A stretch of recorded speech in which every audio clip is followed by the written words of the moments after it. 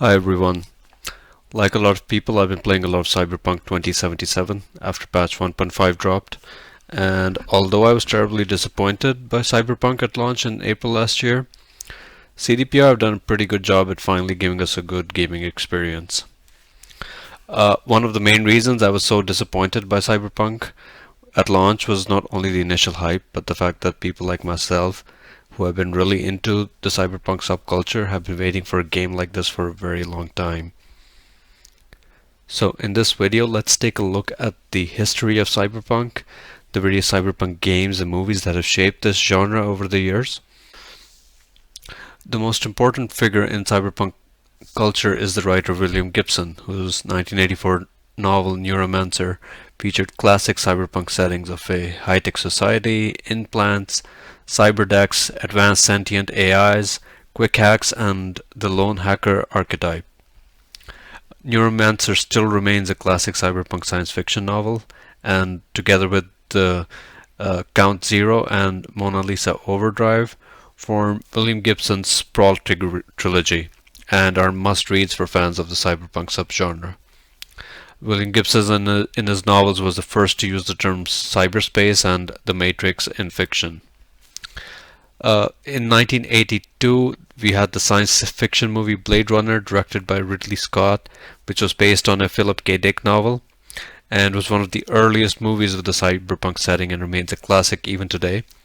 And it's been very influential for later cyberpunk movies and video games. In 1988, the anime movie Akira tremendously popularized the cyberpunk subgenre and remains a classic even to this day. In 1995, we had another anime movie, Ghost in the Shell, which inspired several elements in the classic science fiction movie The Matrix, including the green scrolling text that is iconic of the movie. There's a new Ghost in the Shell movie out on Netflix starring Scarlett Johansson. I haven't seen the movie yet, but let me know in the comments what you think about it. When it comes to games though, the very first cyberpunk game that I ever played was the 1988 game Neuromancer, based on William Gibson's cyberpunk novel of the same name. The game featured several elements that we see in Cyberpunk 2077, such as the use of implants, called cyberware in Cyberpunk 2077, and the use of decks with different skills, or quick hacks as they call them in Cyberpunk, that can be used to subdue electronic systems, networks, and enemies. The game is now available as abandonware, and you can run it on DOSBox if you want to give it a go.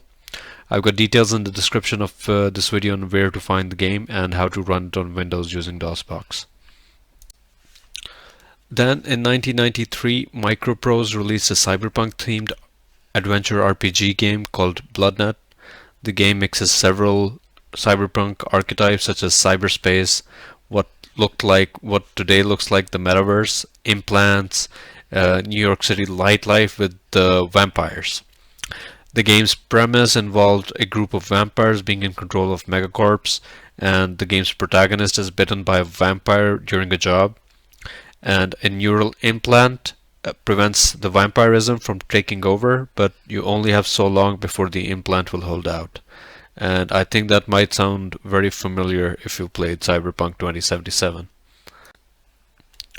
Although the combat and controls were pretty messy and the graphics are quite primitive by today's standards, the gameplay was really terrific for its time, and I sank at least 100 hours finishing every quest and unlocking every location. The game isn't abandonware, but it's available on Steam and Good Old Games, although the GOG version is the CD version and plays better than the Steam version. There have been other games with cyberpunk elements like Katana Zero, Deus Ex, and Sten, but none with a really immersive cyberpunk world and a gameplay to match. I think that's why we had so much riding on Cyberpunk 2077. So that's a bit the very brief history of the cyberpunk subgenre and where Cyberpunk 2077 gets its roots from, and the kind of journey we had to go through to get here today. So I hope you liked this video. If you do, hit the like and subscribe